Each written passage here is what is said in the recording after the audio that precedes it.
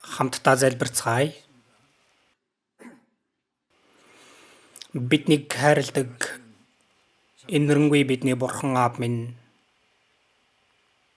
Бурхан танаас холдон гим нүгэл дунд амьдарч байсан биднийг өрөвдөж хайрлаж, бид Бурхан таныг мэдэхгүй байх үед эзэн Есүс бидний өмнөөс өгөж, урсгасан үнэтэй цусаараа бидний гим нүглийг мөнхөд угааж, цаашид хараал болон шүүлтийг авахгүй болгосон тэр агуу нэгүсэлд талархаж байна. Бид бүгдэд тэр Бурханы хайрыг ухааруулж, мөнх ам болон найдварыг олж авахад эзэн та тусалсанд баярлалаа. Энэ цагт эзний үнэт цусаар залгигдсан бид бүгд эзний өмнө хамтдаа цуглан, хамтдаа эзний тэр агуу нэгүсэл болон хайрыг магтаж, үгнээс тань суралцаж, биднийг нөхөрлүүлж байгаа нэгүсэлд баярлалаа. Энэ цагт ч эзэн та бидний дотор байгаа гэдэгт итгэж байна. Бидний хүн тус бүрийг та ажиглан хараад, Бурхан та инэрлийн мутраараа хүн тус бүрийн сүнсийг түшин тулж, бидэнд илчлэхийг хүссэн тэр бялхам их нэгүсэл болон үнний үгээрээ бид бүгдийг илүү бүрэн төгс болгож өгөөсөө гэж чин сэтгэлээсээ гуйж байна. Орон даяар байгаа чуулган, дэлхийн олон чуулганууд хэцүү байдалд ундаж, итгэлээ сахин сайн мэдээг тарааж байгаа бүхий л ахын дүүс дотор эзэн та хамт ажиллаж,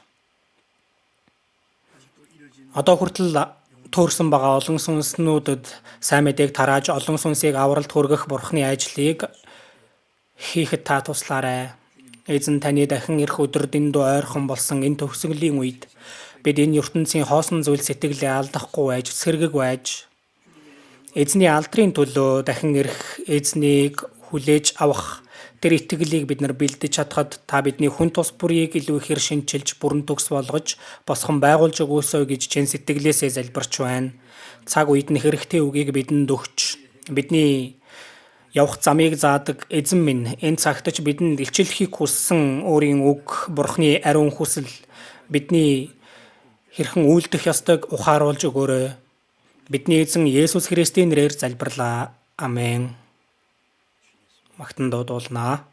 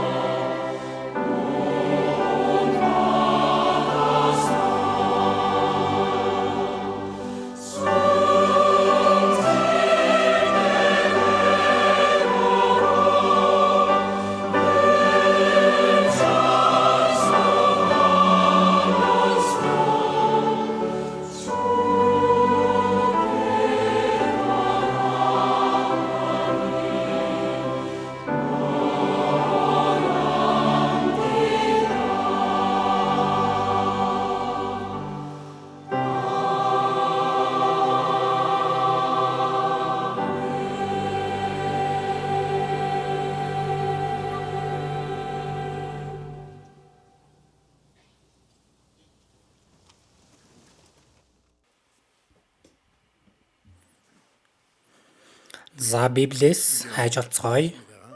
1-р Иохан ном 4-ийн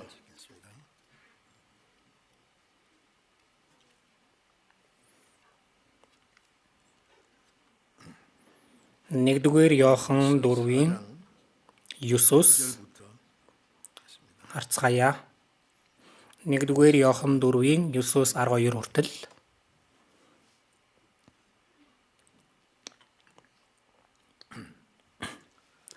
За би уншия. 1-р Иохан 4-ийн 9-өөс. Бурхан цорын ганц хүүгээ ертөнцид илгээсэн нь түүгээр дамжуулан биднийг амьд байлгахын тулд юм.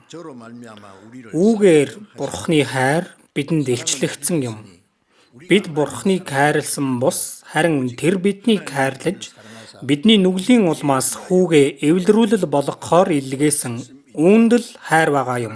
Хайртууд минь, Бурхан биднийг ийхүү хайрласан бол бид ч бие биеэ хайрлах учиртай. Хинч хизээч Бурханыг хараагүй. Хэрв бид бие биеэ хайрлавал Бурхан бидний дотор байж түүний хайр бидний дотор төгс болно. За энэ хүртэл байна.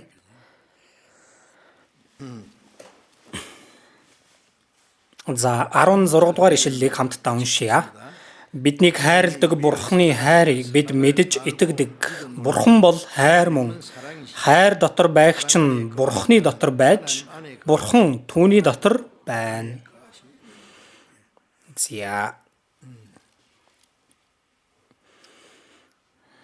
1-р Иохан ном нь Есүсийн 12 шавийн нэг болох хамгийн наш залуу байсан шав нь Илч Иохан байсан. Өөрийгөө заагаад хэлэхдээ Есүсийн хайртай шав гэж илэрхийлсэн байдаг.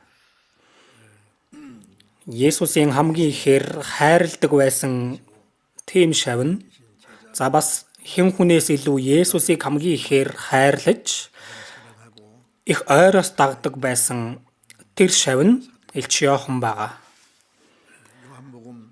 Энэ нийт Библи дундаас Иохан ном бол Есүсийг хамгийн дэлгэрэнгүй гэрчилдэг үг гэж хэлж болно. Тиймээс Иохан ном бол Есүсийг Бурханы хүү Христ гэдгийг гэрчилж мөн хамтаа болгохын тулд бичигдсэн үг гэдэг.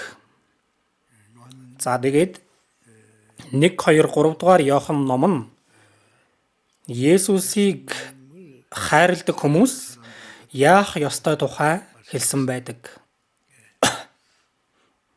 Есүс загалмай дээр цовдлогдоод 6 цагийн турш тэр их зовлон авч байх үед Есүсийн шавнар хэд хэдэн дэшээ тархсан. Энэ Илч Иохан харин загалмайн доор түүний их Мариатай хамт байж байсан. Есүс хэлэхдээ Илч Иохан хандаад энэ хүн чиний их за хэнийг хэлсэн бэ гэвэл Мариаг хэлсэн байна. Загалмайн доор шин хүний холбойг, хүний харилцааг бий болгож өгсөн байна. Энэ хүн чиний их эмэгтэй харагтун, энэ хүн таны хүү гэсэн. Илч Иоханыг хараад таны хүү гэж хэлж байна. Тэр үеэс ахуулан Илч Иохан Мариаг гэртээ авчирсан гэж байгаа. Илч Иохан нь урт хугацааны турш Эфес чуулганы пастраар чуулган хариуцаж байсан. Мариач гэсэндээ түүний дэргэд байсан гэж бодож байна. Тэгээд илчлэл ном бол Библийн хамгийн сүүлчийн Библийн үг түүний хажуугаараас Есүсийн дахин ирэлтийн талаар тэгээд мөн Христэд итгэгч хүний найдварын талаар энэ дэлхийн төгсгөлд болох үйл явдлуудын талаар маш дэлгэрэнгүй бичсэн үг бол илчлэл ном байгаа. Тиймээс Илч Иохан нь Иохан ном 1, 2, 3 дугаар Иохан тэгээд илчлэл гээд 5 номыг бичсэн. Шавнарын дундаас хамгийн урт насалсан шав байгаа. Патмон арал дээр цөллөгт амьдарч байхдаа Тэгээд амьдралаа тэнд дуусгасан их онцгой шав байгаа. Эзний хайрыг хамгийн ихээр хүртсэн шав мөн эзнийг хамгийн ихээр хайрладаг. Тиймээс эзний хайрын талаар хамгийн олон үгийг бичсэн ном бол энэ 1-р Иохан ном байгаа. Сая уншсан ишлэл дээрээс харах юм бол Бурхны хайрын талаар Бурхны хайр яаж харагдсан. За тэр хайрыг хүртсэн хүмүүс яах ёстой вэ гэдэг талаар дэлгэрэнгүй бичсэн үг байгаа. Тиймээс өнөөдрийн сургаалын сэдвийг эзний хайрыг хэрэгжүүлцгээе гэсэн сэдвээр үг орох гэж байна. Аврагдсан хүн өөр үгээр бол эзний хайрыг хүртсэн хүн байгаа. Аврагдсан хүний амьдрал бол эзнийг хайрладаг амьдрал байна. Эзэн тайртай учраас Бурхны үгэнд дуулууртай байж, эзэн тайртай учраас эзний төлөө амьдарч, эзэн тайртай учраас ахан дүүсээ хайрлаж, эзэн тайртай учраас энэ ертөнцөөс тусгаарлагдсан тийм амьдралаар амьдардаг хүмүүс байна. Тэгэхээр өнөөдөр тэр эзний хайрыг хүртсэн хүмүүс хайрын дотор хэрхэн амьдрах ёстой талаар үгнээс хэлж өгөх гэж байна. 1-р Иохан 4:16-г харах юм бол Бурхан бол хайр мөн тийм үг байгаа. Бурхан хайраар дүүрэн гээгүй. Харин Бурхан бол өөрөө тэр чигтээ хайр байна. Тиймээс God is love гэдэг үгтэй Бурхан бол хайр. Тэр Бурханы хайрын талаар хамгийн их дэлгэрэнгүй тайлбарлсан үг байна. За гэтэл энэ хайр гэж байгаа үг нь грек хэлээр бол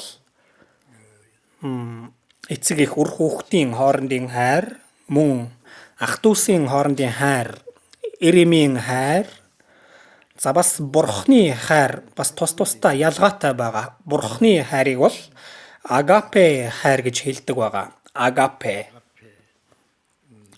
Энэ Бурхны хайр нь онцгой хайр байна. Түүлийн хайр. За тэгээд ариун хайр, мөнхийн хайр, болцолгүй хайр. Энэ агапе хайраар биднийг хайрладаг гэж хэлсэн байна. Бурхны биднийг хайрладаг хайрыг бид мэдэж итгэдэг. Бурхан бол хайр мөн гэсэн. Тиймээс 1-р Иохан номоор зогсохгүй энэ хайрын талаар хамгийн их үгийг хэлсэн үг бол энэ ном байна. 9-р ишлэлийг дахиад би уншийе. Бурхан цорын ганц хүүгээ ертөнцид илгээсэн нь түүгээр дамжуулан биднийг амьд байлгахын тулд юм.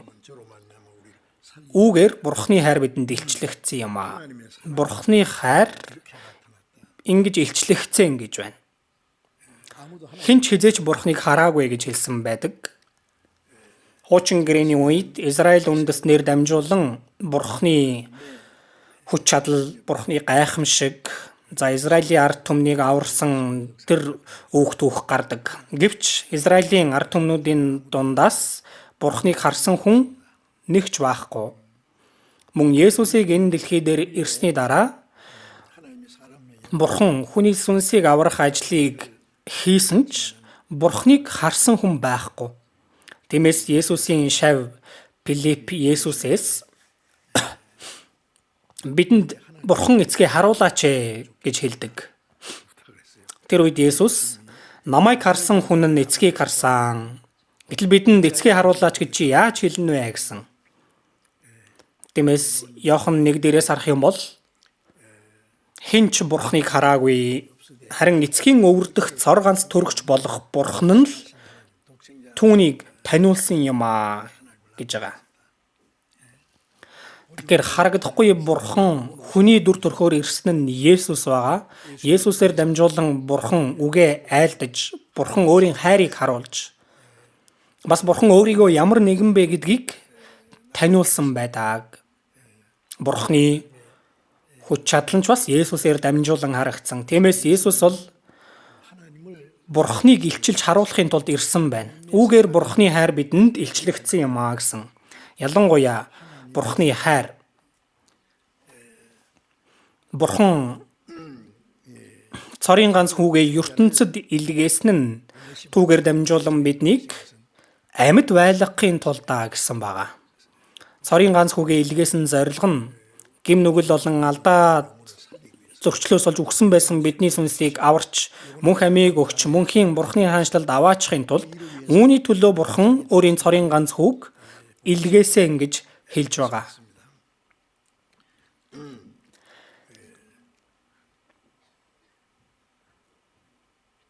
9-р ишлэлийг харах юм бол 9-ыг дахиад уншийе. Бурхан цорын ганц хүүгээ ертөнцид илгээсэн нь түүгээр дамжуулан биднийг амьд байлгахын тулд юм. Үүгээр Бурханы хайр бидэнд илчлэгдсэн юм а. Цорын ганц хүүгээ илгээсэн нь биднийг амьд байлгахын тулд яагаад бид үхсэн байсан учраас Бурханы дүр төрхийн дагуу бүтээгдсэн бүхий л хүмүүс Адам гэх нэг хүний дотор бүгд гим нүгэлд унсан. Төрлөхөөс Бурхантай ямар ч харилцаа холбоогүй болж гим нүгэл дунд төрж гим нүгэл дунд амьдарж байгаад Бурханы шүүлт болон сүрлийг хүртэх байсан. Бурханы дүр төрхийн дагуу бүтээгдсэн эдгээр сүнснүүд сүрхгүй харин мөн хамтай болоосоо гэсэндээ биднийг амьд байлгахын тулд өөрийнхөө цорын ганц хүүг хүний дүрээр илгээсэн гэсэн үг байна. Биднийг амьд байлгахын тулд тэр Бурханы хайр харагдаж Бурхан биднийг аврахын тулд хийсэн бүхий л ажил нь Бурханы нэгүсэл гэж хэлж байгаа ахна. Бурханы хайр болон нэгүслийг ухаарад итгэх юм бол аврагддаг. Тиймээс Ефес 2-ын 4-өөс харах юм бол биднийг хайрлсан агуу хайраараа өршөөлөөр баян Бурхан маань алдаа зөрчил дотроо өгсөн биднийг Христтэй хамт амьд болгосон юм а. Та нар нэгүслэр аврагдсан билээ гэсэн.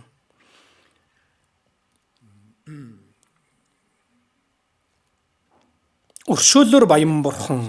Өршөөл гэж байгаа нь өрөвдөхийг хэлж байгаа. Хичнээн гим нүгэл их байсан ч өршөөж байгаа тохиолдолд бол болцол гэж байхгүй.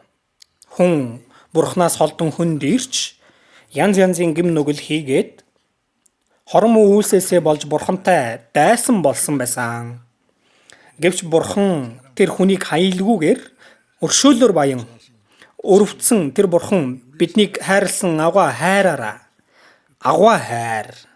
хайрлсан агуу хайраараа алдаа зөрчил дотроо өгсөн биднийг Христтэй хамт амьд болгосон. Бурханы нэгүслийг ухаарч итгэх юм бол авралт хүрдэг. Та нар нэгүслэр аврагдсан билээ гэсэн. Тиймээс Ефес 2-ын 1 дээр та нар алдаа зөрчил гим нүгэл дотроо өгсөн байсан гэсэн. Бидний сүнсийг мөнхийн сүрлээс аврахын тулд Бурханы хаанчлалд аваачихын тулд Есүс энэ ертөнц дээр ирсэн гэсэн байгаа. Бид Бурханыг хайрлсан бус 10 дугаар ишлэл дээр харин тэр биднийг хайрлаж бидний нүглийн улмаас хүүгээ эвлэрүүлэл болгохоор илгээсэн. Бид бүхэн Бурханаас холдон хөндөрөд гим нүгэл дотор тэгээд сатааны иргэшэл дор амьдарч байсан. Яаж Бурханыг хайрлаж чадах вүлээ? Бид Бурханыг хайрлсан биш ээ. Бурханы үзэн яддаг бүхий л гим нүгэл дотор амьдарч Колосай 1 дээрээс харах юм бол ёрийн үйлсийг үйлдэж хөндөрсөн бөгөөд дайсгансан сэтгэлтэй байсан гэсэн. Хүн гим нүгэл хийх юм бол тэр гим нүгэл нь Бурханыг эсэргүүцдэг зүйл байна. Бурхантай дайсан болсон байсан. Ингэж дайсан байхад Христ бидний төлөө өгснээр биднийг хайрлах хайраа Бурхан харуулсан билээ. Ингэж хэлсэн. Бидний нүглийн улмаас хүүгээ эвлэрүүлэл болгохоор илгээсэн. Эвлэрүүлэл гэж байгаа үг нь өстөн дайсан болсон хоёр хүнийг эвлэрүүлэхийг хэлж байгаа. Гим нүглээсээ болж Бурхан болон хүн өстөн дайсан болсон байсан. Ерөөсөө цэвэр хүний талаас л Бурханы үгэнд дуулуургүй байж Бурханыг эсэргүүцсэн учраас Бурханы тал зогсох ёстой хүн Бурханы өстөн дайсан бузар сүнсэнд харьяалагдаж байсан. Гэтэл өстөн дайсан байтал Есүс энэ газар дээр ирж нүгэлтнүүдийн хүртэх байсан хараал шүүлтийг өмнөөс нь хүртэж Бурхантай эвлэрүүлэх ажлыг гүйцээсэн. эвлэрүүлэл болгон хүүгээ илгээсэн гэсэн тийм ээ. Бидний нүглийн улмаас эвлэрүүлэл болгохоор тиймээс Есүс загалмай дөрвөж өгснөөр Бурхантай өстөн дайсан байсан харилцаа үгүй болсон, эвлэрсэн байна.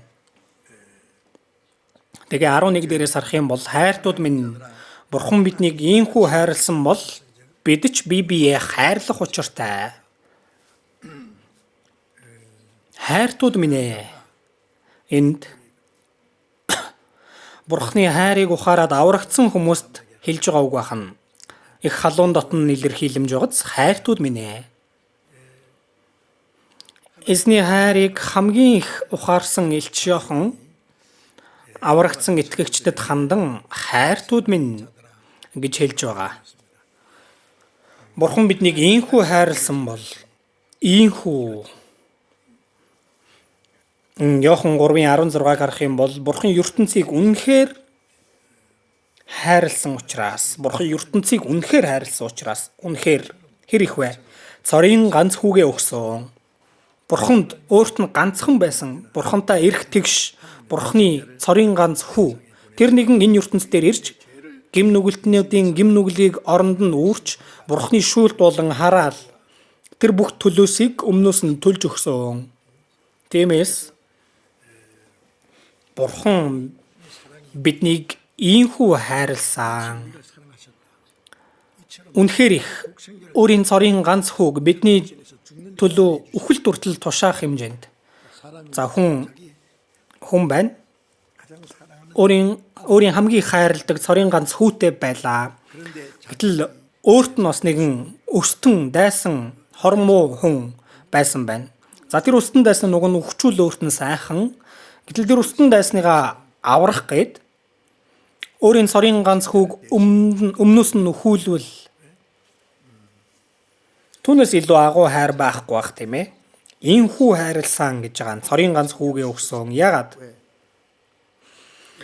Хүүд итгэдэг хэн ч мөхөхгүй харин мөн хамтаа болноо. Бурхны цорын ганц хүү бидний төлөө үхэж бидний гэм нүглийг зольж өгсөн нь үүнд итгэдэг хэн ч мөхөх гэмтэн цаашид шүүлт болон хараалыг авахгүй болж мөн хамтаа болгохын тулд бахна. Сүрх ёстой гэмтэн тийм хүнийг авраад мөн хамтаа болгох нь хүн тандсан Бурхны хайр байсан. Тиймээс хайртууд минь Бурхан биднийг ийхүү хайрлсан. Аврагдсан хүнд хэлж байгаа үг бахан. Бид бүхэн Бурхны хайрыг ухаарсан тийм ээ. Аврагдах үедээ тэр Бурхны агуу гайхалтай нэгүслийг ухаарсан. Нэг хүн бүх хүний төлөө өгсөн. Есүс загалмай дээр 6 цагийн турш зовж тарчилж сүүлд нь гүйцэлдлээ гэж хэлээд нас барсан. Юу гүйцээсэн бэ тэр? Еврей 9:12 дээр мөнхийн золилтыг гүйцээсэн гэж байгаа. Бидний гэм нүглийг мөнхөд уучлах. Тэгээд 3 хоногийн дараа үхлийн иргэшээлийг ялж дахин амьснараа Есүс өөрийгөө Бурхны хүү гэдгээ мөн Христ гэдгээ нотолсон бахнэ. Христ гэж байгаа үг нь еврей хэлээр бол Месиа. Манайхаар бол аврагч эзэн гэсэн утгатай. Есүс аврагч эзэн гэдгээ Есүс өөрөө дахин амьснараа итгэж болох тэр нотлогоог үзүүлсэн байна. Одоо аврагдсан хүнд Бурхан биднийг ийхүү хайрлсан бол бид ч бие биеэ хайрлах учиртай. Одоо аврагдсан хүний хийх зүйл нь юу вэ? Бид ч бие биеэ хайрлах учиртай. Мэдээжийн зүйл гэж хэлж байгаа хань аврагдсан хүмүүс Бурхны хайрыг ухаарсан учраас мөн хэн болон Бурхны хаанчлалд орох тэр баталгаатай найдварыг олж авсан учраас Бурхны хайрыг ухаарсан хүний хийх ёстой зүйл хамгийн чухал зүйл нь тэр хайрыг ухаарсан хүмүүс бие биеэ хайрлах гэж хэлж байгаа хань. Бид ч бие биеэ хайрлах учиртай гэсэн тийм ээ. Хинч хизээч Бурхныг хараагүй. Хинч Бурхныг харж байгаагүй ч хэр бид бие биеэ хайрлвал Бурхан бидний дотор байж. За энэ үг ямар гайхалтай үг байна вэ? Бид бие биеэ хайрлах юм бол Бурхан бидний дотор байна. Харагдахгүй тэр Бурхан бие биеэ хайрлаж байгаа хүмүүсийн дунд байх болно. Бурхан бидний дотор байж түүний хайр бидний дотор төгс болно.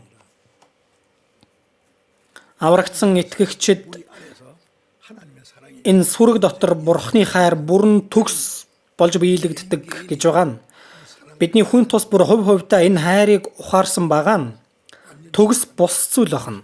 Тийм ээ? Одоо бидний дотор махан биеийн хүсэлж байгаа Бурханы таалахгүй тийм зүйлс ч бас үлдсэн байдаг. Гэтэл бид нар бие биеэ хайрлах үед Бурханы хайр бидний дотор аажмаар төгсөрдөг байна. Төгсөрдөг. Хүн ганцаараа за энэ хайрлах гэж байгаа үг нь нэг томоор энэ үгийг бичиж наачгаад л за хайр их гоё үг шүү. За хайрлах ёстой шүү. Гэт ингээд ганцаараа юу хайрлах уу? Чадахгүй. Хайр гэж байгаа нь хайрлах хүмүүс бас байх ёстой байна. Тэгж байж энэ аажмаар хайр илүү төгсөрч явдаг байна. Хүн хоорондын хайрч бас за нэг эрэхтэй нэг эмэгтэй за өөр хүн боловч нэг нэгэндээ хайртай болсноор гэрэлдэг. Хайрлах гэж аль талдаа хичээж хайрыг хэрэгжүүлэх гэж тэгдэг тийм ээ. Ингэж хайр аажмаар за муудсан ч сайдсан чамдтаа гэдэг үгтэй. Бие ойлгож нэг нэгэндээ тусалж нэг нэгнийхээ төлөө төвчж нэг нэгэ гэсэн тэр хайр багаагаар илүү боловсрч гүйцэтгэдэг байгаа.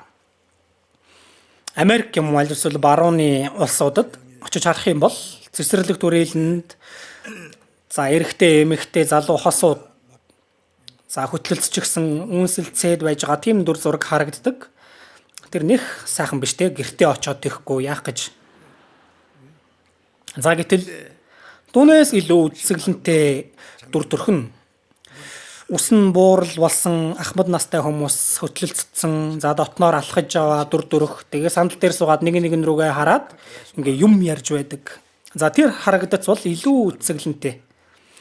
Бүх насныхаа турш хамтдаа зовж хамтдаа зүтгэж хүүхдүүдээ өсгөж хүмүүжүүлж явуулаад одоо хоёулахнаа үлдсэн.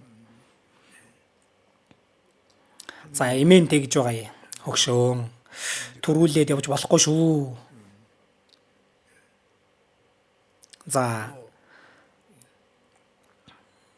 За нөгөө өвгөн нь юу гэдэг вэ? Хөгшөөн чийл төрүүлж явж болохгүй шүү. Хамт явъя шүү гээл тийм л юм ярьж байгаа ах тийм ээ. Олон улсын зах зээл гээд кино үзсэн үү? 6 сарын 25-ны тэр дайны үеэр тал тийшээ тарж бутарсан гэр бүлийнхэн хожим дахиад уулзаж байгаа.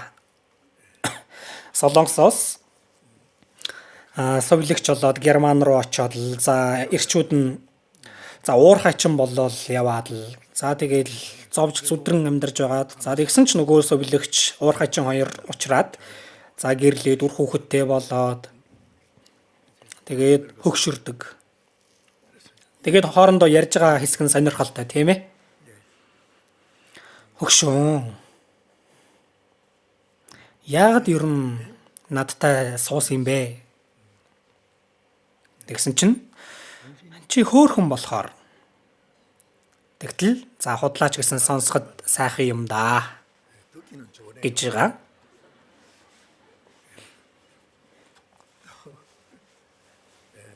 За. Тэгээд нөгөө өвгөн нь бас тийм ээ. Нөгөө өвгөн асуудаг. Хөгшөөн. Яагаад ер нь надтай гэрэлсэн бэ гэсэн чинь хайртай учраас гэрэлсэн штэ. За тэгэхээр за худлаач гэсэндээ сонсоход сайхан юм да гэдэг. Сонирхолтой үг тийм ээ тэр.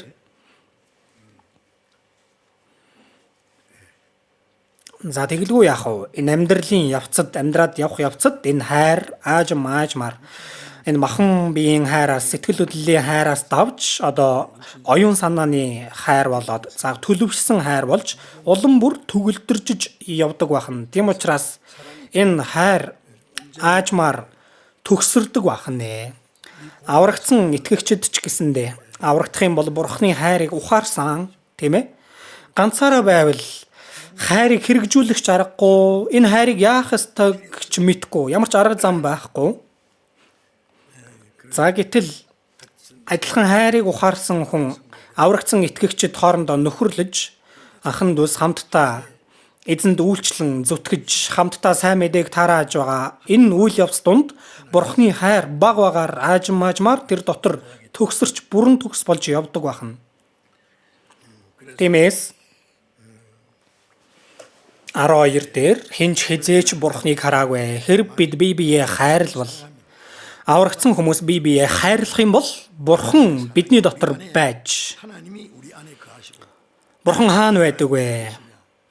Зарим хүн хаана байдаг вэ гэж асуухаар чуулган дотор байдгаа гэдэг.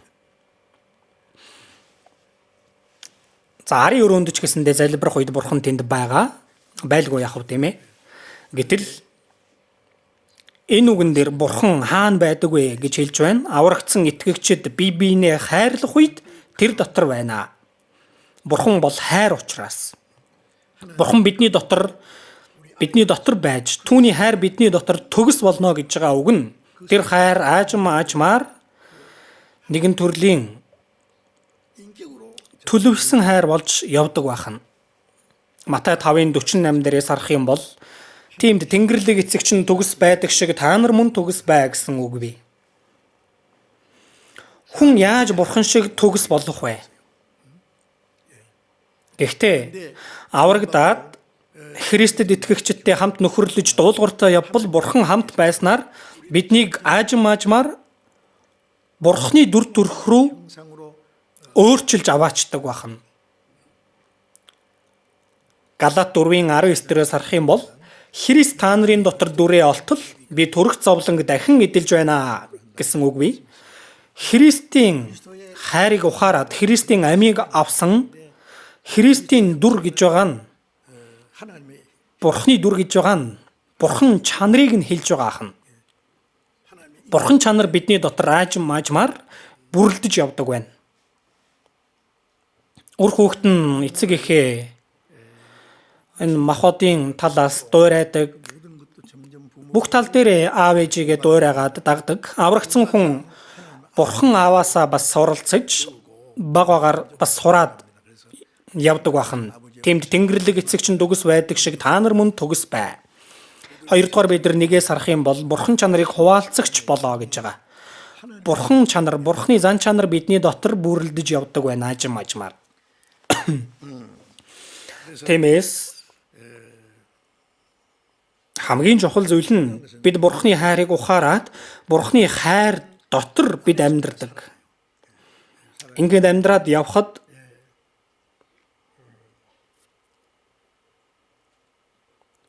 Бурханы биднийг хайрладаг хайрыг нь бид нар бүрэн гүйцэд мэддэггүй ахна.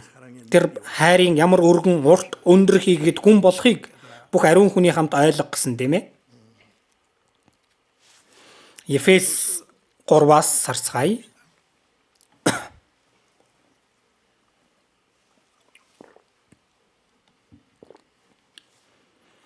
Ефес 3-ын 18-аас харъя.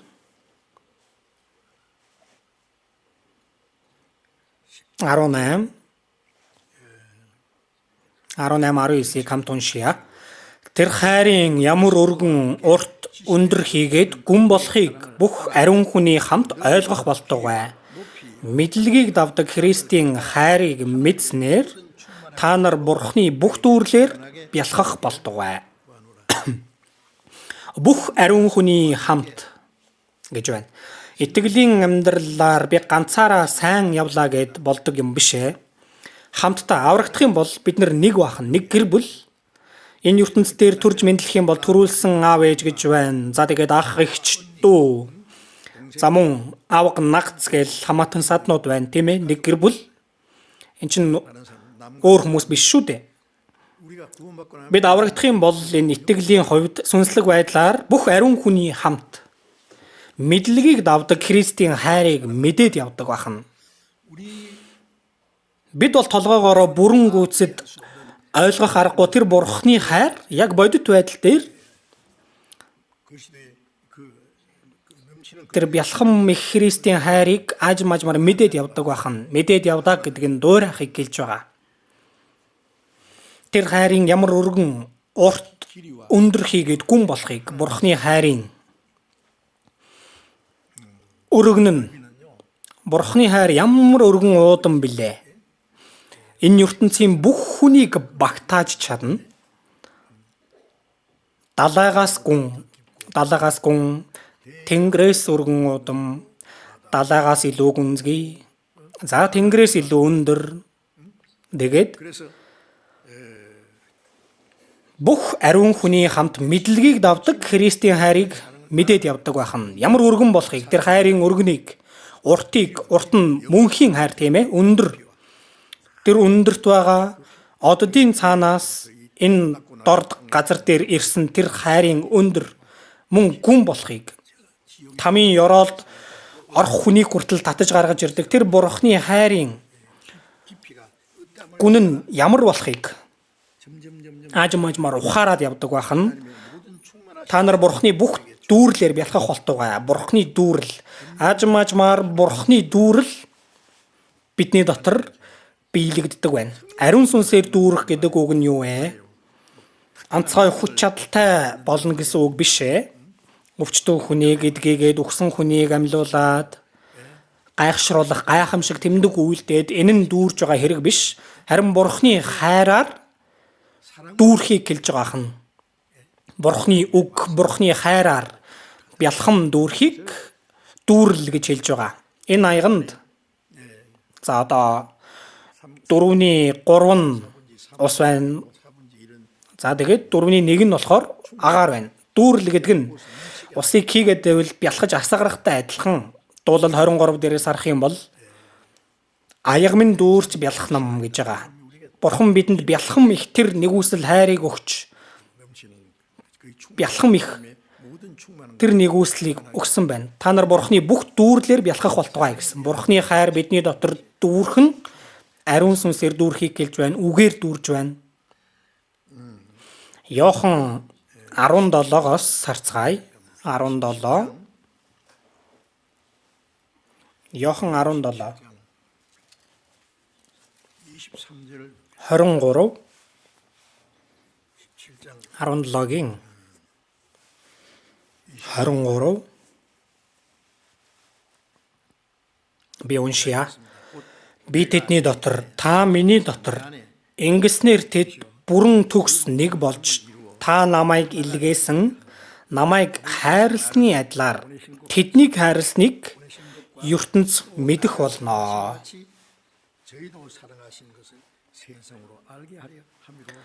За эндээс харах юм бол та гэж байна. Аав та намайг хайрлсны адилаар тэднийг хайрлсныг ертөнц мэдэх болно. Бурхан хэнийг хамгийн ихээр хайрлах вэ? Цорын ганц хүүгээ үздэй. Есүс Йордан голд баптизм мөртөөд уснаас гарч ирэхэд тэнгэр заагдаад тэгээд тэнгэрээс дуу гарсан. Бурхны дуу. Миний хайртхүү энэ үлээ. Таалал минь түүнд оршдог. Бурхны хувьд өөрийн цорын ганц хүүгээс илүү хайрлах зүйл гэж байх уу? За энэ Есүс эцэг намайг хайрлсны адил би бас та нарыг хайрлсан. За Бурхны биднийг хайрладаг хайр. Есүс бол Бурхны хайрын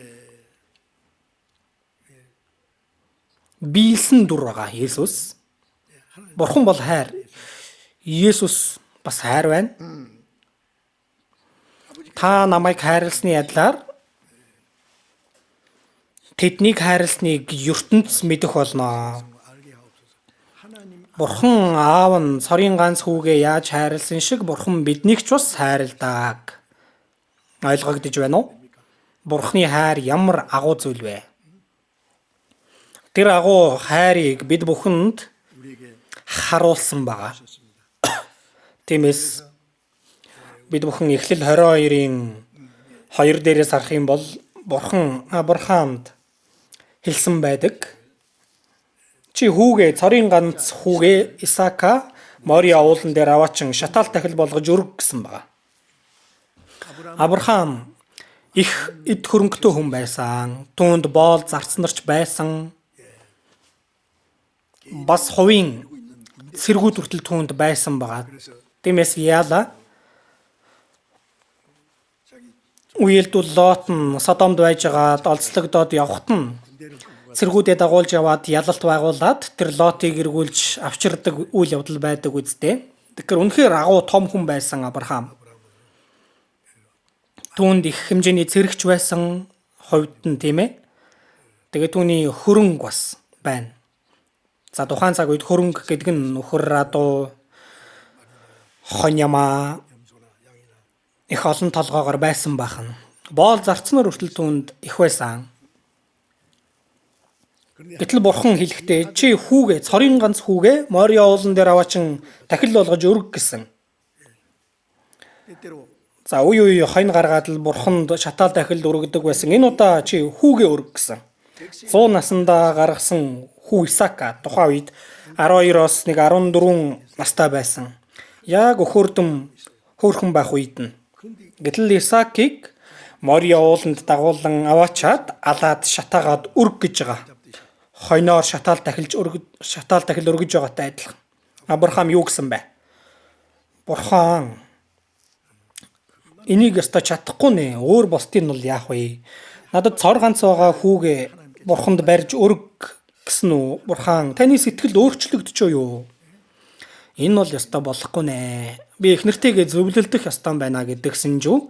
Бодох хугацаа өгөөч гэдгсэн жүү. Тим юм хэлсэн үү? Хэлээгүй. Авраам за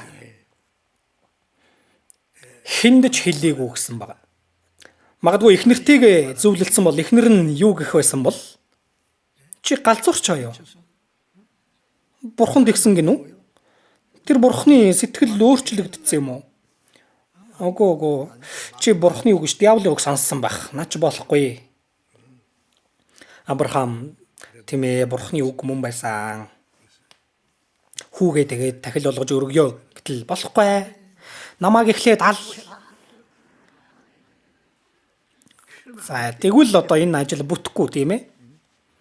Галаат 1 дээрээс харах юм бол Илч Паул ч бас Бурхан түүнийг элчээг дуудах үед мах цустай хинтэй ч зөвлөсөнгүй гэж байгаа. Бурхан ажлаа даалгах гэд, Бурхан өөрийн ажлыг даалгах гэд гэр бүлийнхэнтэйгээ зөвлөлдөж хийдэг юм биш. Бурханы тушаалал юм бол шууд Есүс байх ёстой. Шууд дуулууртай байх ёстой юм. Хинтэй ч яриаггүй. Тэгээ шууд өглөөт үүрээр тэнэгэлзэх юмгүй явъя Мориа уул руу. 2 боолоо дагуулад 3 хоногийн турш алхаад Мориа уул руу явсан байгаа. Есүс загалмай руу явж байгаатай яг л адилхан. Есүс загалмай дээр үхэж 3 хоногийн дараа дахин амьсан. 3 хоногийн замд явж байж Мориа ууланд хүрж байгаа. 2 зарцаа дагуулад шатаалд тахилд өргөх мод тэгээ галаа аваад хутгаа аваад тэр Мориа уулын бэлд очоод зарцнараа тэнд за энд байж ба гэд боолуудаа дагуулад баларна тийм ээ. Хүүгээ яг алах гингүүт эзэнтэй та галзуураа юу гинт. Ингээд саад хийвэл яах вүлээ? Боломжгүй болно. Түлээний модыг Исаакт өөрт нь өөрүүлээд явдаг байгаа. Авраам өөрөө гал болон хутгаа аваад урд нь явдаг. Исаак гайхсан байж таарна. Өмнө ч гэсэндээ Бурханд тахил өргөхөөр явж л байсан харж исэн. Энэ удаа аваа энд гал нь байна. Модон ч бас байна. Хутхан ч бас байна. Бурханд өргөх тэр хураг нь хаана байгаа юм бэ? Тахил нь хаана байгаа юм бэ? Авраам юу гэх вэ? Тахил нь чи. Яаж ингэж хэлэх вэ тийм ээ? Авраамын сэтгэл ямар их урагдж байсан бол Бурхан өөртөө өөрийгөө хургаар хангана гэж хэлдэг.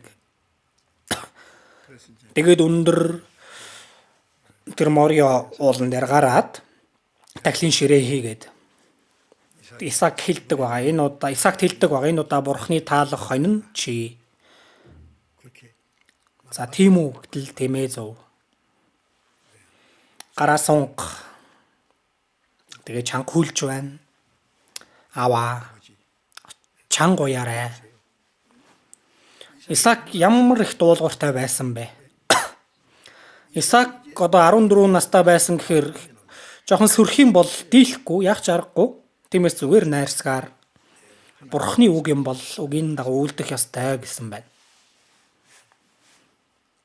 Модон дээр хүүгээ гаргаж хөвтүүлээд тэгээ хутгаа далайсан байна. Яг хутгалах гэтэл ямар үйл явдал болдог вүлээ. Мэднэ үсттэй. Авраама 2 удаа дууддаг. Бурхан ямар их яарч сандарсан болоод стоп. Чи хүүгээ цорын ганц хүүгээ надаас харамлаагүй тул чамайг Бурханаас эмээдгийг чинь одоо би мэдлээ гэсэн. Авраамыг сорьсон тэр тэнцсэн байна. Авраам яасан бэ? Бурхан тэр Исаакаар дамжуулан үр удмыг нь Тэнгэрийн од мэт олон болгож өгнө гэж хэлсэн. Хэрвээ алчих юм бол юу болох вэ? Еврей 11 дээрээс харах юм бол Авраам юунд итгэсэн бэ гэвэл за алах хэдий ч Бурхан дахин амьлуулах чадaltaй хэмээн итгэсэн гэж байгаа. Гайхалтай биш вэ нүү? 100 наснда гаргасан хүү. За гайхамшигар төрсэн хүүхэд энэ хүүгээр нь дамжуулаад Бурхан илүү агуу ажлыг үйлдэнэ гэж хэлж байсан. Тэнгэрийн од мэт олон болгоно. Энэ нь Исаак бол Есүсийн хэлбэр байгаа. Далайн эргийн элс мэт олон болно гэдэг нь Израиль үндэстэн Тэнгэрийн од мэт их болгоно гэж байгаа нь аврагдсан итгэгчдийг гэлж байгаа. Би энэ хүүг тахил болгож өргөсөн ч Бурхан эргүүлж амьлуулна гэдэгт итгэсэн гэж байгаа. Еврей 11 дээр гайхалтай биш вэ нүү? Чамайг Бурханаас эмээдгийг чинь одоо би мэдлээ. Би тэр үгийг уншиж байхдаа Бурхан ямар сони юм бэ гэж бодож ирсэн. Авраам Бурханыг ямар их хайрладгийг, Бурханаас ямар их эмээж үйлчилдгийг Бурхан мэдж байгаа штэ. Заавал боддоор хүүгээ барьж өрг гэж байж л мэдэх байсан юм болов. Бурхан сэтгэлийг нүг нь мэдж байгаа. Тийм бодол дүрж исэн. Гэтэл үгүй. Бурхан Авраамыг зөвхөн сэтгэлээсээ л Бурханаас эмээгээсэ гэдгийг хүсээгүй. Яг бодит байдал дээр Бурханаас хэр их эмээх нь үү гэдгийг харахыг хүссэн байна. Үйлсээр. Тэр тэнцсэн. Авраам цорын ганц хүү Исаакта за тэр түлээний модыг нь үүрүүлээд за бариад тахил болгож өргөхөөр Морио руу явж байгаа дүр төрх юутай адилхан байна. Бурхны цорын ганц хүү загалмайг үүрээд Голготын толгод руу өгсөж байгаатай яг адилхан бахна. Бурхан энэ гим нүгэлтнүүдийг аврахын тулд өөрийн цорын ганц хүүд загалмайг үүрүүлээд тэгээд тэр ичхүр болон зовлонг түнд тогсон. Бурхан биднийг ямар их хайрладаг болохоо. Бурхан ч бас зөвхөн үгээрээ хайрлаагүй. Бурхан үгээрээ л хайрлаад өөрийн цорын ганц хүүг үхэл дүртэл тушаасан тэр бодит дүр төрхийг харуулаагүй бол Бурхан үнэхээр биднийг хайрладаг уу гэдгийг зөвхөн үг хэлээр хайрлаж болохгүй үстэй. Үг хэлээр хайрладаг нь тэр бол хуурамч хайр. Үйл ажил үннээр хайрлал гэсэн тийм ээ. 1-р Иохан 3 дээр Бурхан бол өөрийн цорын ганц хүүг бидний төлөө үхэл дүртэл тушааснаар ямар их биднийг хайрладаг болохоо илчлэн харуулсан бахнэ. Ром 5:8-ыг харцгаая. Ром 5:8.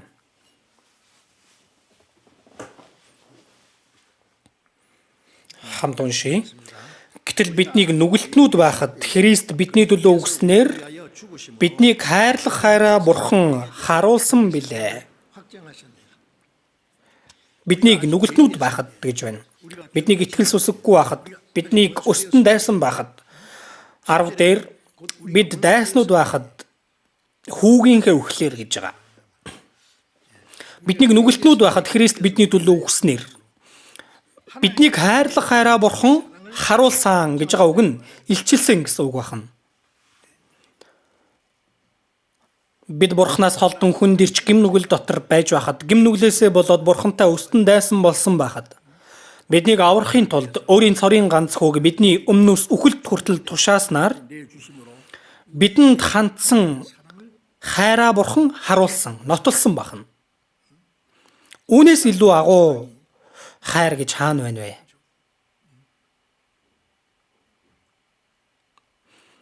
Ром 8 дугаар бүлгээс харцгаая. 8 Ром 8-ын 32 8:32-ыг хамт уншийе. Тэр өөрийн хүүг харамлалгүй, харин түүнийг бид бүхний төлөө тушаасан юм. Тэгвэл тэр яаж бүх юмыг түүний хамт бидэнд сул өгөхгүй байх вүлээ? Өөрийн хүүг харамлалгүй. Өөрт нь цор ганц байсан бурхантай эрх тэгш нэгэн шүү дээ Есүс бол. Филиппой 2 дээрээс харах юм бол бурхны дүр байсан. Өөрт нь цор ганц байсан бурхны хүү. Гэтэл өөрийн хүүг харамлалгүй. Харин түүнийг бид бүхний төлөө нүглийн тахил болгож үхэлд хүртэл тушаасан. Тэгвэл тэр яаж бүх юмыг түүний хамт бидэнд сул өгөхгүй байх вүлээ? Сул өгнө гэж байгаа нэгүслээ хэлж байна. Өөрийн цорын ганц хүүг үхэлд хүртэл өгж биднийг аварсан бурхан өөр юуг өгөхгүй гэсэн үг байна. Бид гайхалтай тэр бурханы хайрыг тэр нэгүслэр аврагдсан байгаа тийм үстэй. Ефес 2-ын 4 дээрээс харах юм бол гэвч өршөөлөөр биднийг хайрлсан авгаа хайраараа өршөөлөөр баян бурхан маань алдаа зөрчил дотроо өгсөн биднийг Христтэй хамт амьд болгосон. Та нар нэгүслэр аврагдсан гэсэн. Тэр агуу хайр миний сэтгэлд гэрэлгэгээ тусаж тэр хайр. Тэр бурханы хайр, биднийг хайрлсан хайр нь ямар агуу гайхалтай болохыг бүгдийг хэмжих аргагүй. Бид Библийг сурж энэ бурханы хайр ямар агуу гайхалтай вэ гэдгийг аажмаар мэдрээд явдаг. Их үрсийн баяр болох юм бол хүүхдүүд ингэж дуулдаг те. Өндрөөс өндөр тэнгэр гэж ярьдагч надад өндөр зүйл бас нэг бий. Төрүүлж өсгсөн ээжийн ач. Тэр өндөр тэнгэрээс илүү тэнгисээс илүү гүнзгийгээ сайн дуулдаг тийм ээ. Тэгж дуулж ирсэн биз дээ. Тэгж жагаад үгэнд ордгоо те. Тийм үү? Сахилга гутдаг үстэй. Тэгэхээр тэр дууны үгчээс худал байгааз. Тэгж их ээжийнхээ хайрыг, аавынхаа хайрыг зөвхөн ээжд зориулчих юм бол аавууд нас гомдно гэд эцэг эхийн өдрөгээ гаргаад ирсэн те. Тэгэлгүй яг аав ээжийн хайр ямар агуу билээ. Тэгвэл тэр өргөн уудам өндөр хайрыг ухаарсан бол дуулууртай байх хэрэгтэй үсттэй. Бид нар магтан дуу их сайн дуулдаг. Урдынхаасаа илүү хайрлнаа. Миний эзэн болсон эзнийг үнэхээр хайрлая. Эзэн миний төлөө өгсөн урдынхаасаа илүү эзнийг хайрлнаа. Илүү хайрлж байгаа юу? Хайрладаг бол амьдралаараа харуулах хэрэгтэй үсттэй. Санах юм бол нэг жоохон хариулж байгаа юм шиг амьдарч байгаа л дургүй өрх юм бол яадаг болчоол дуулууртай байхаа болоо. Тэр хайр биш шүү дээ. Тиймээс Илчлэл 1-ийн 5 дээрээс харах юм бол за уншиж үзцгээе. Илчлэл 1-ийн 5 харцгаая. Илчлэл 1-ийн 5 байна. За би уншия. Бас итгэмжит гэрч Үхэгсдийн амьллын ууган нь бөгөөд газрын хаадын захирагч Есүс Христээс та нарт байгуултугай. За хамт уншийе. Биднийг хайрладаг бөгөөд өөрийнхөө цусаар биднийг нүглээс маань чөлөөлж. За Бурхан биднийг хайрлаад биднийг хайрладаг бөгөөд өөрийнхөө цусаар Христ бидний төлөө үхэж өгж урсгасан цусаар биднийг нүглээс маань чөлөөлж. Гим нүгэл болон шүүлтээс биднийг чөлөөлж эрх чөлөөтэй болгосон. Бүгд Бурханы хайрын л ач шүү дээ. Тиймээс биднийг хайрлаж Христ бидний төлөө үхснээр түүний цусаар биднийг нүглээс маань чөлөөлсөн. Өөр орчуулга дээрээс харах юм бол бидний гим нүглийг угааж гэж гарч байгаа. Доорх тайлбараас харвал 2 дугаар Тесалоник 2-оос харцгаая. 2 дугаар Тесалоник 2.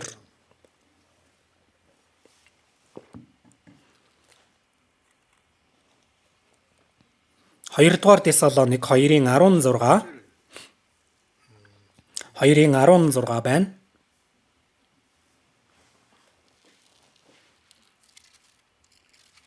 Хоёрын 16 хамт уншийе. Бидний эзэн Есүс Христ өөрөө мөн биднийг хайрлаж, мөнх тайтгарал ба сайн найдварыг нэгүслэр өгсөн эцэг Бурхан маань.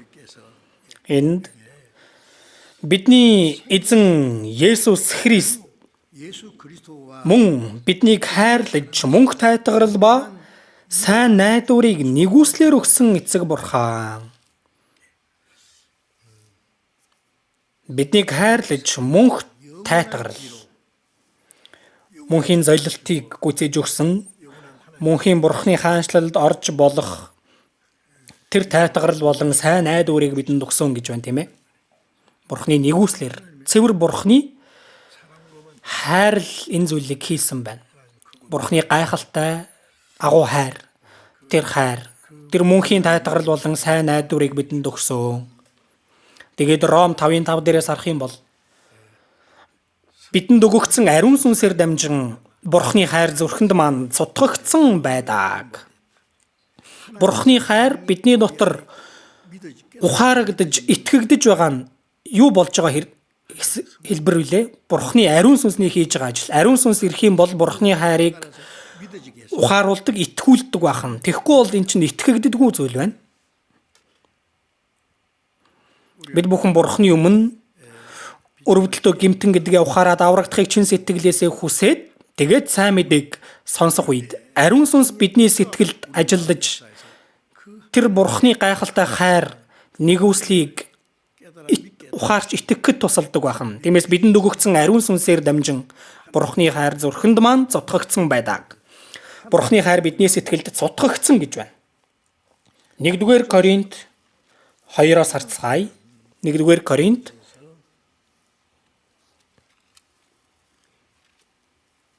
1-р Коринт 2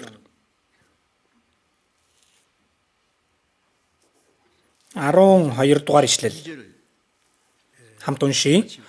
Бурханы бидэнд бэлгэлсэн юмсыг мэдхийн тулд бид ертөнцийн сүнсийг бос харин Бурханы сүнсийг хүлээн авсан юм аа.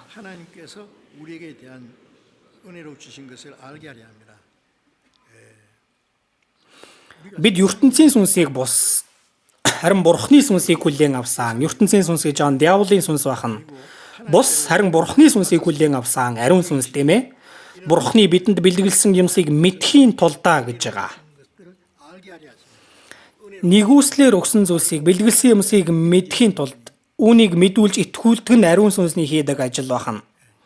Ариун сүнс ирээд Бурханы хайрыг ухааруулж итгүүлсэн байна. Бурханы хайрыг цутгасан байна.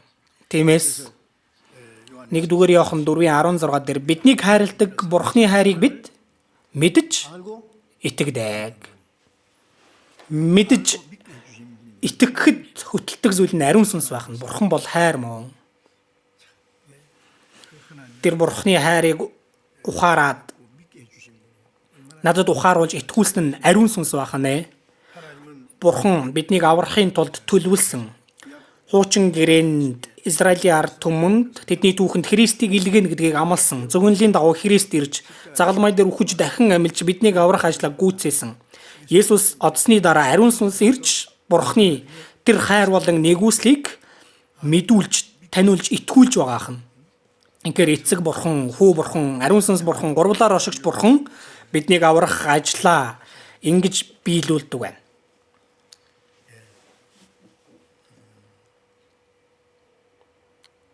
Иохан 20 дугаар бүлгээс түр харцгаая.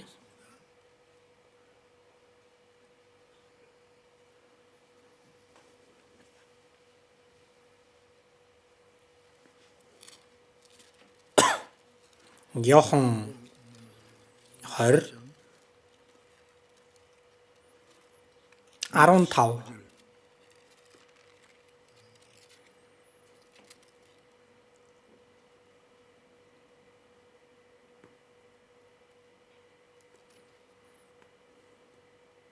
21-ийн 15 юм байна. 21-ийн 15. Тэднийг өглөөний хоолоо идэж дуусахад Есүс Симон Петрт "Иохны Симоно, чи намайг эднээс илүү хайрладаг уу?" гэж асуухад тэр "Тийм ээ эзэн, танд хайртайг минь та мэднэ" гэв. Есүс түүнд "Хургнуудыг минь тэжээ" гэлээ.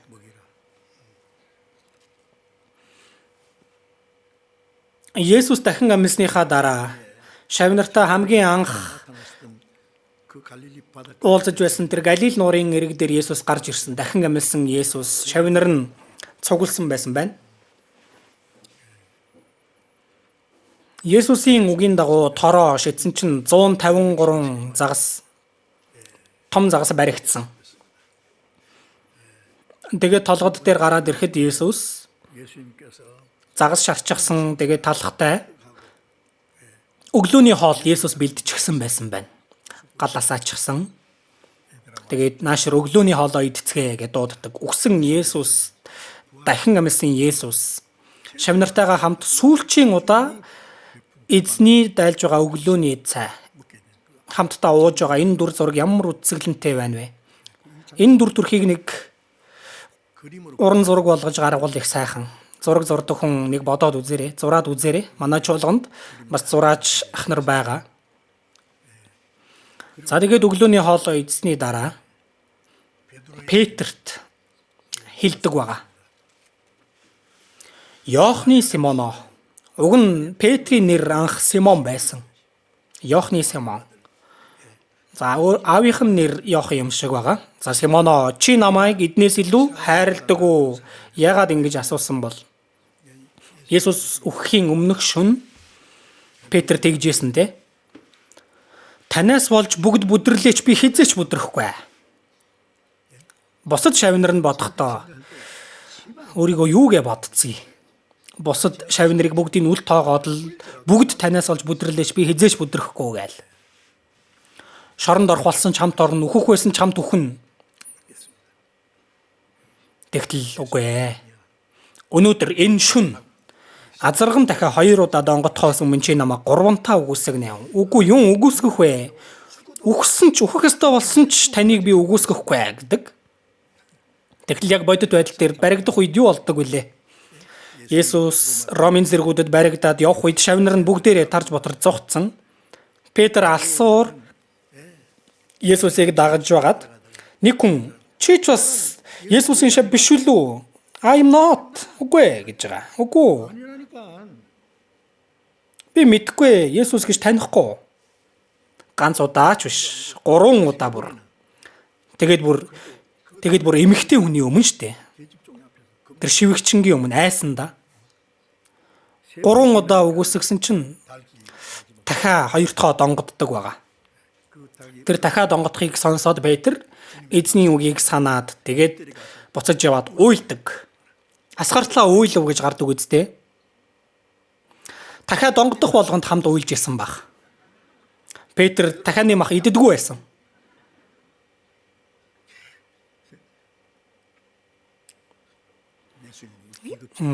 Есүс хулчгар гэж байгаах нь Есүсийн ойрын шав гэжсэн, юм хэлэх юм бол гал ус руу өсөрч ороод тэгнэ гэжсэн.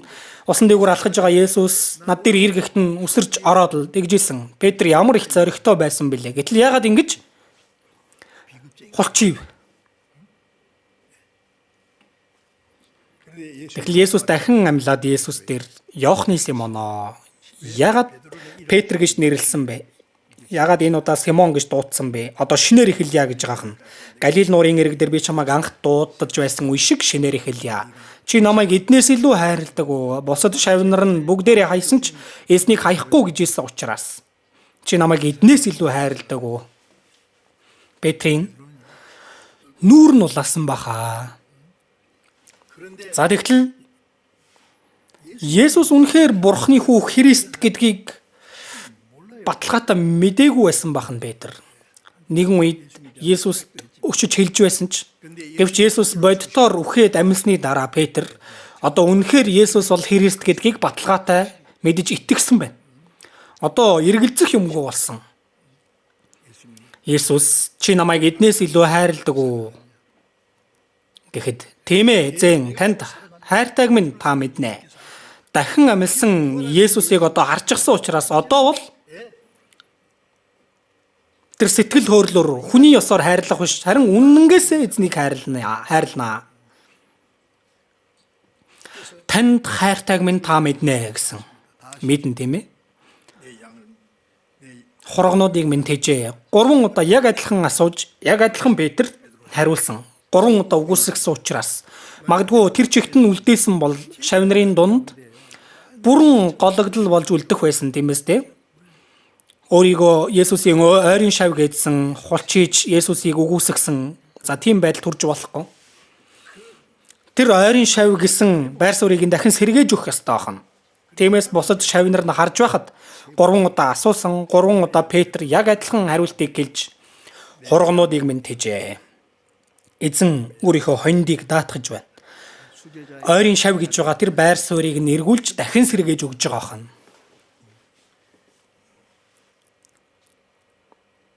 Эзэн энэ цагт одоо биднээс ч бас асууна. Бэлэн үү? Эзэн бидний хүн тос бүрээс асууна. Чи энэ дэлхийн бүх зүйлээс илүү намайг хайрладаг уу? Эцгээ юм уу, эхээ, хүүгээ эсвэл охиноо надаас илүү хайрлагч нь миний хувьд зохистой нэгэн биш. Матай 10 дээр хэлсэн.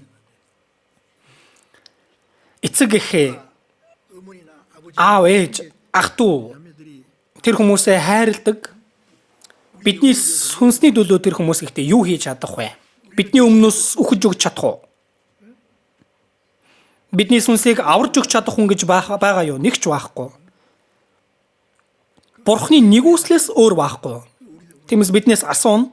Энэ дэлхийн юунаас илүү чи эцэг эхээсээ илүү үр хүүхдээсээ илүү намайг хайрлах уу? Асуун шүү дээ. Хариулах ёстой.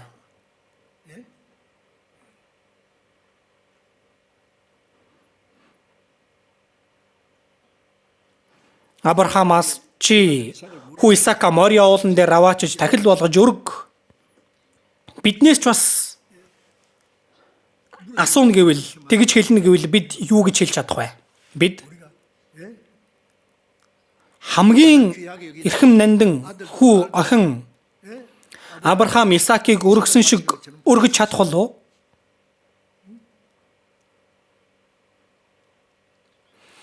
Бурхан бид бүгдэд энэ ертөнцийн юунаас ч илүү хайрладаг зүйлийг маань шаарднаа. Бид хариулах ёстой. Бид 3 удаа яг адилхан хариултыг хэлсэн шиг биднээс ч гэсэндээ эзэн асууна. Эзэн биднийг хайрладаг мөн биднийг хайрласандаа ямар том золиос нэгүслийг үзүүлсэн бэлээ. Тэгээд бурхан биднийг хайрлаа зогсохгүй бас биднийг хайрлуулахыг хүсдэг байна. Бурхан ч бас чи намайг хайрладаг уу?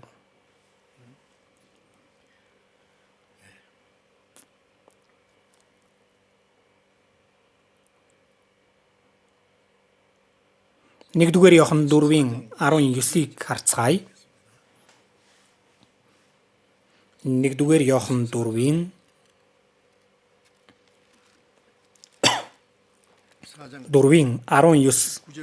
хамт уншия. Эхлээд тэр биднийг хайрлсан тул бид хайрладаг. Бид Бурхныг хайрладаг уу, хайрладаггүй юу? Хайрладаг уу? Хэрэг хайрладаг вэ? Хараад өвдөг сүгдэж байгаад Бурхантай нэг ярилцаад үзээрэй. Эзэн, би тань тайртай. Тэгвэл эзэн тэгнэ. Хэрэг хайрладаг юм бэ? Тэгвэл юу гэж хариулах вэ? Энэ дэлхийн юу юунаас илүү эзэн таныг хайрладаг уу, хайрладаг? Үүнийг биднээс шаардна. Эхлээд тэр биднийг хайрлсан тул бид хайрладаг. Эзэн эхлээд биднийг хайрлсан учраас тиймээс бид эзнийг хайрладаг. Энэ ертөнцийн бүх зүйл юунаас ч илүү эзнийг хайрлах. Эцэг эхээ хайрлаад, ах эгч дүүсээ хайрлаад, хүү охиноо хайрладаг. Эзнээс илүү хайрлах аргагүй. Бүх зүйлээс илүү эзнийг илүү хайрладаг уу? Авраам хүү Исаакад өргөж чадах уу гэхэд тийм ээ, зөвхөн үг хэлээр биш, үүсээр Мориа ууланд аваачин Исаакийг өргөсөн биз дээ. Биднээс ч гэсэндээ тийм хайрыг Бурхан шаардах юм аа. Иохан 5-ын харцгаая. Иохан 5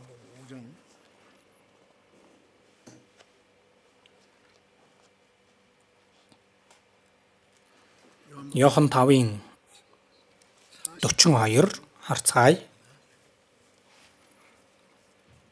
5-ын 42. Та нарын дотор Бурхны хайр байхгүйг би харин мэднэ. Юдэчүүдэд Есүс хэлж байна. Есүс хэлсэн та нарын дотор Бурхны хайр байхгүйг би мэднэ. Бурхныг хайрлаж байгаа сэтгэл байхгүй гэж байна. Эзэн бидний сэтгэлийг нэвт хардаг. Үнэхээр эзнийг хайрладаг уу? Уруул амаараар хайрладаг уу? Сэтгэл зүрхнээсээ энэ дэлхийн юу юунаас илүү эзнийг хайрладаг уу? Эзэн мэдэж байгаа. 1-р Коринт 8:3 дээрээс харах юм бол хэн Бурханд хайртай байна? Тэр түүгээр танигдсан гэж байгаа. Бурхан өөрийг нь хайрлаж байгаа хүнийг мэддэг байна. Хэрэг хайрладгийг нь ч мэддэг байна.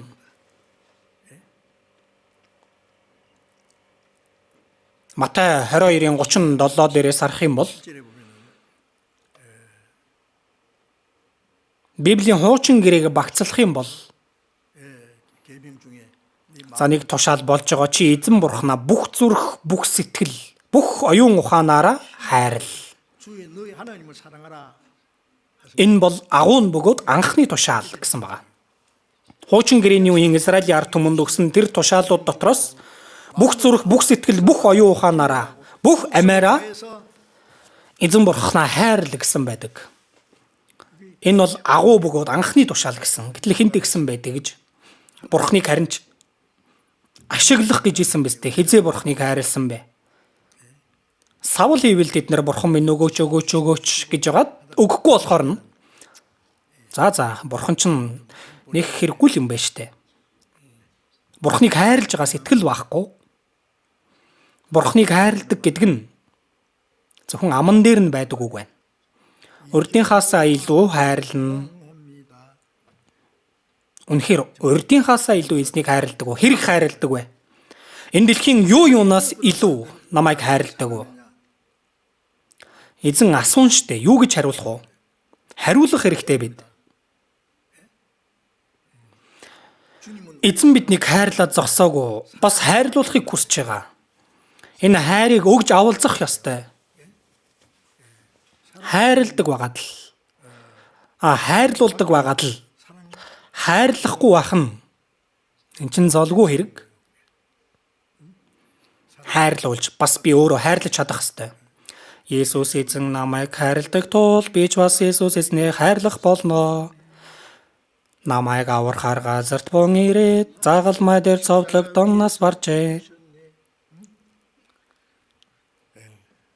Тэр Бурхны хайр.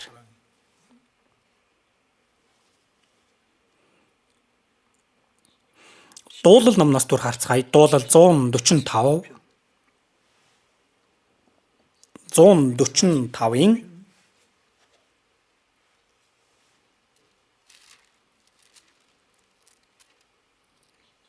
20 дугаар ишлэлийг харъя.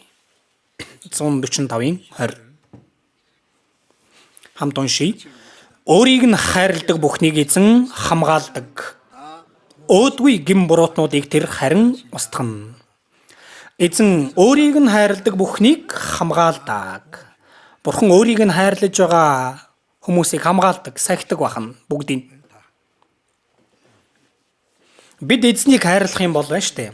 Эзэн бидний төлөө үхэж өгсөн нэгэн шүү дээ. Биднийг аварж өгсөн нэгэн. Там руу явах гэмтнийг авраад Бурханы хүүхэд болгосон.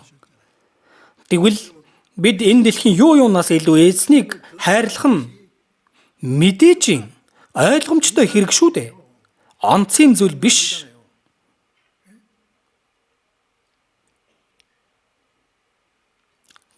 Гэтэл бид эзнийг хайрлах юм бол Бурхан өөрийг нь хайрлаж байгаа бүхнийг хамгаалдаг гэж байна. Хамгаалдаг. 1-р Петр 1:8 дээрээс харах юм бол та нар түүнийг хараагүй ш түүнийг хайрладаг. Та нар түүнийг харахгүй байгаа ч түүнд итгэдэг. Та нар хэлхийн аргагүй алдраар дүүрэн баяр хөөрөөр ихэд баярладаг. Итгэлийнхээ үр дүнд сэтгэлийн авралыг олж авна. Бид Есүсийг хараагүй ч үгээр тэр Бурханы нэгүслийг ухаарч аврагдсан. Тэгээд хайрладаг. Хайрлаа зогсохгүй хэлхийн аргагүй алдраар дүүрэн баяр хөөрөөр ихэд баярладаг. Бид Бурханы хайрыг ухаарч аврагдаж бид Бурханыг хайрлаж дуулууртай амьдрахад хэлхийн аргагүй алдраар дүүрэн баяр хөөрөөр баярлдаг. Итгэлийнхээ үр дүнд сэтгэлийн авралыг олж авсан учраас.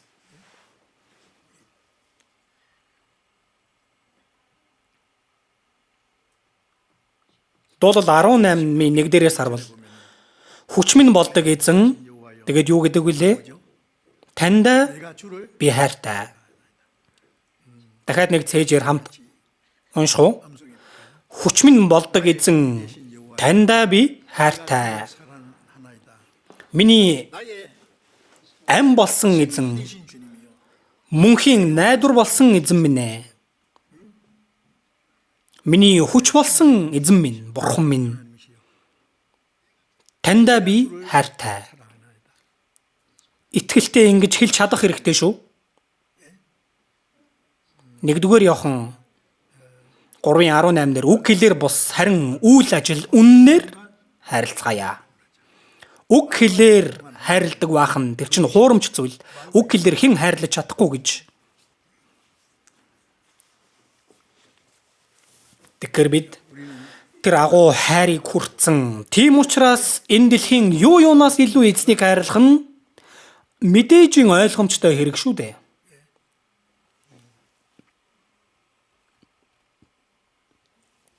Хоёрдугаар Коринт 5-ын харцгаая. 2-р Коринт 5-ын 2-р Коринт 5-ын 14-ийг харъя. 5-14 хамт уншийе. Христийн хайр биднийг албаддаг. Учир нь нэг нь бүгдийн төлөө үхсэн тул бүгд үхсэн гэж бид ятгагдсан. Христийн хайр биднийг албаддаг. Албадна гэдэг нь юу гэсэн үг вэ? Баригдсан гэсэн үг.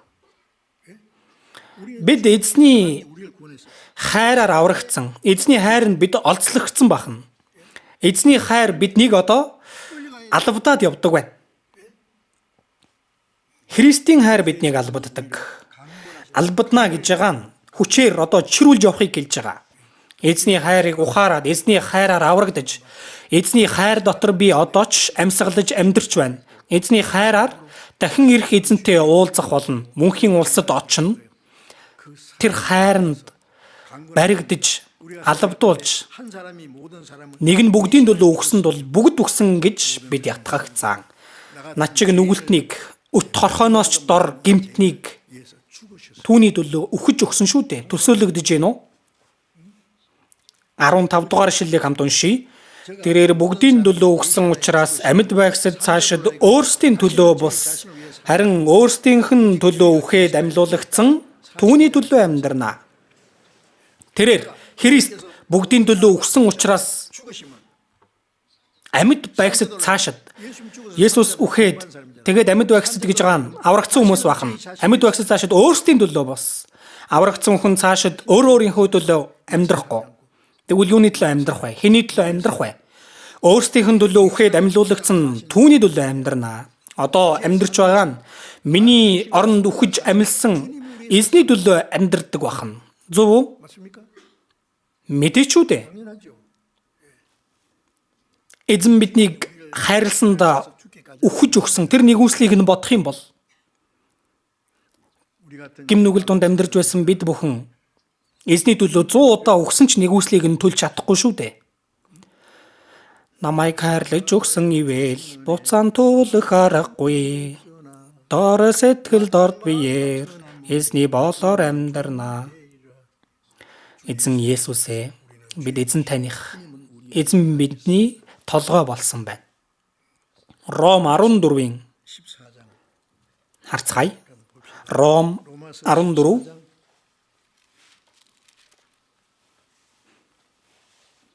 7-8-ыг хамт уншийе. Бидний хинэнч өөрийнхөө төлөө амьдардаггүй, хинэнч өөрийнхөө төлөө үхдэггүй. Бид амьдралаач эзний төлөө амьдардаг. Бид үхлээч эзний төлөө үхдэг. Тиймээс амьдарсан ч үхсэн ч бид эзнийх. Бидний хинэнч бидний гэж байгаа нь аврагдсан, дахин дурсан итгэгчд бидний хинэнч өөрийнхөө төлөө амьдардаггүй, хинэнч өөрийнхөө төлөө үхдэггүй. Зөв үү? Тийм ээ, зөв. Мэдээж юм. Бидний дундаас өөрийнхөө төлөө амьдардаг хүн байхгүй, өөрийнхөө төлөө үхдэг хүн байна гэвэл яах вэ? Аврагдсан хүн өөрийнхөө төлөө үхэж өөрийнхөө төлөө амьдрах уу? Өөрийнхөө төлөө амьдарч байгаад үхвэл тэр бол хараал уучлаарай. Ямар утга учир байна түүнд? Аврагдсанаас хойш Бурхны нэгүсэлд хариулахын тулд бидний төлөө үхэж биднийг аварж өгсөн эзний төлөө амьдрах амьдрал байх нь. Тиймээс өөрийнхөө төлөө амьдардаг хүн байхгүй. Өөрийнхөө төлөө үхдэг хүн байхгүй. Эзний төлөө амьдарч байгаад эзний төлөө өөхөх хүртэл. Бид амьдралаач эзний төлөө амьдардаг. Бид үхлээч эзний төлөө үхдэг. Тиймээс амьдрсан ч үхсэн ч бид хэнийх гэдэг вэ? Эзнийх учраас мэдээж байна. Та нар өөрсдөө өөрсдийнх биш. 1-р Коринт 6-гийн 19-өөс харвал та нар өөрсдөө өөрсдийнх биш. Та нарыг үнтэйгээр худалдан авсан. Үнтэйгээр худалдан авсан. 1-р Коринт 7-гийн 23 дээр та нарыг үнтэйгээр худалдан авсан юм аа. Өөр орчуулга дэрч бас. Үнтэйгээр худалдаж авсан гэж байгаа. Бурхны цорын ганцхүү үхэж биднийг аварсан учраас хүмүүсийн бол бүү бол. Би махан биеийнхээ боолч болж болохгүй. Хэний ч боол биш. Бид зөвхөн Есүс Христийн боол байна. Тиймээс Христ үхсэн амьд аль альнийх нь эзэн байхын тулд чухам үүний төлөө Христ үхээд амьлсан. Эзэн бидний эзэн бахна. Бидний амьдралын эзэн болох ёстой бахна. Үлдсэн амьдралдаа хайр нь далбдуулж амьдрах бахна. Христийн хайр биднийг албаддаг. Тэр Христэд итгэгч хүний амьдрал бахна. Эзэн бид эзнийг ямар их хайрладгийг эзэн бидний сэтгэлийг харж байгаа. Зинзендорп гэдэг хүн язгууртан хүн байсан, дахин дурсан тийм ээ. Германы уран зургийн галерейд Есүс өргөс титэм зүүчгсэн тэгээ загалмай дээр цовдлогдож нас орж байгаа тэр зургийг хараад түүний өмнө сөхөрж унсан гэж байгаа. Би чиний төлөө ийм зүйлийг хийсэн. Чи миний төлөө юу хийж байна вэ? What are you doing for me? Юу хийж байна вэ? Би чиний төлөө үхэж өгсөн. Чиний сүнсийг аварж өгсөн. Чи миний төлөө юу хийж байгаа юм бэ? Тэр Зинзендорп тэр зургийн дор сөхөрж унсан гэж байгаа. Тэгээд маш их өйлсөн гэдэг. Тийм ээ. Эзэн миний төлөө үхэж өгсөн байхад. Тиймээс намайг аварсан байхад би эзний төлөө юу хийж байгаа юм болоо? Хийж байгаа юм байхгүйсэн. Тиймээс босхоос өмнө эзэнд амласан гэдэг. Одооноос эзний төлөө амьдрья гэж. Язгууртан хүн байсан учраас их хөрөнгөтэй байсан. Бүгдийг өргөсөн байна. Йохан Веслитэй учирч уулзаж тэгээд хамтдаа дэлхийн сайн мэдээний төлөө өөрийнхөө бүх зүйлийг зориулсан. Зинзендорп. Тэгээд үлдсэн амьдралдаа үнэхээр эзний төлөө, сайн мэдээний төлөө амьдарч байгаад явсан. Бид бас тэгэх ёстой, тийм ээ? Өчүүхэн хүч боловч биднийг аварсан эзний төлөө амьдрах хэрэгтэй. Өнөөдөр хэлэх үг олон байгаач дараа үргэлжлүүлье. Тэгээд бас одоо ойрох дорнодод дайн нэлээд ширүүсэж байна. Цаашдаа юу болохыг мэдэхгүй нэ. Зарим хүн дэлхийн 3 дугаар дайн эхэлж байгаа юм биш үү гэж санаа зовж байгаа. Энэ удаа эхлэхгүй. Ямар санаа зорилгоор хэлж ийн гэж юу? Би улс төрч биш шүү дээ. Библиэл дээр төгсгөлийн дайн бол тусдаа байгаа. Энэ бол зүгээр л нэг трейлер бахна. Трейлер. Киноны трейлер үздэг хүмүүс байдаг тийм ээ. Тэр пенүүдийн төлөө зүгээр нэг киноны хэсгээс амтлуулдаг. Одоо ойрох дорнодод болоод байгаа тэр дайн дэлхийн төгсгөлийн дайны трейлер гэдэг нь гарцаагүй. Энэ талаар уг нь хэлмээр байна. Гэхдээ дараа нэг дэлгэрэнгүй сайн хэлье. Гэхдээ тэгвэл энэ трейлер нь юм бол жинхэнэ төгсгөлийн үйл явдал нь хизээ болох вэ? Магадгүй биднийг энэ дэлхий дээр амьд байхад болох байхаа. Хол биш. Өнөөдөр ч болтугай эзэн ирэх боломжтой. Эзэн дахин ирэхийн өмнөх шинж тэмдэг байна. Төгсгөлийн дайн хэн нэгэн ялж ялагдах дайн биш. Бурхан ертөнцийг шүүх дайн учраас бүгд үхэх дайн байна. Энэ хэдэн хоногийн турш одоо ойрох дорнодод 3000 давсан хүн үхсэн гэж байгаа. Төгсгөлийн дайнаар бол бүгд үхэх болно. За, тэр өдөр бидний өмнө ойрхон байна. Тэр өдөр болохоос өмнө Есүс агаар мандал дахин ирэх учраас эзэнтэй уулзах бэлтгэлээ хийж бид аврагдсан хүний хувьд зохистой амьдрах хэрэгтэй залбирцгаая. Инэрэнгүй бидний бурхан аав минь эзэн та бидний төлөө үхэж урсгасан үнэтэй цусаараа бидний гимнүглийг мөнхөд угааж өгсөнд итгэж талархаж байна. Биднийг бурхны ариун хүүхэд болгон хүлээн авч мөнхийн бурхны хаанчлалд орох сүр жавхлант найдварыг өгсөн эзэн минь баярлалаа. Одоо бид бүхэн үлдсэн амьдралдаа зөвхөн бурхан таны хүсэл ба алдрын төлөө эзний төлөө л байгаа гэдэгт итгэж байна. Бидний дунд өөрийнхөө төлөө амьдардаг хүн байхгүй, өөрийнхөө төлөө өгдөг хүн байхгүй, амьдарсан ч өгсөн ч эзний төлөө бүх зүйлийг бурхан таны алдрын төлөө хийхэд та биднийг захирч удирдах өгөөрэй. Бидний эзэн Есүсийн нэрээр залбирлаа. Амен.